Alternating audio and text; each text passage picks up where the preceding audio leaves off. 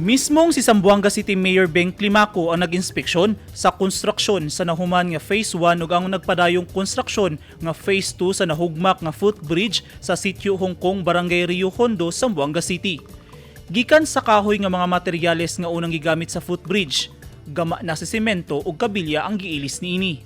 20 million pesos ang gigahing pondo sa NHA alang sa pagpatukod sa konkretong footbridge. Kahinumduman nga niadtong Abril 26, 2018, dihang nahugmak ang Rio Hondo Footbridge samtang nagpahigayon og inspeksyon sa housing site ang grupo sa mga opisyales sa lokal nga gobyerno sa Zamboanga City. Insaktong 4 ka tuig kagahapon Abril 26, sukad kini nahugno.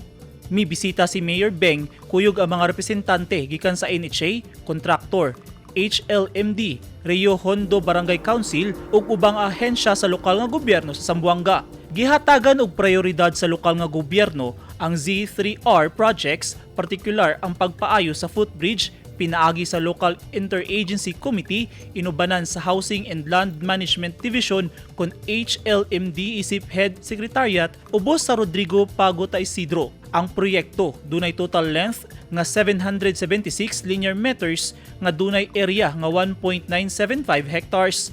Ang unang phase sa proyekto gisugdan niadtong Pebrero 2, 2020 ug nahuman niadtong Oktubre 15, 2021. Ang footbridge usa sa mga proyekto ubos sa Zamboanga City Roadmap to Recovery and Reconstruction kon Z3R nga gisugdan human sa 2013 Zamboanga Siege. Eugene Hinutan, Newsline Philippines. Stay safe.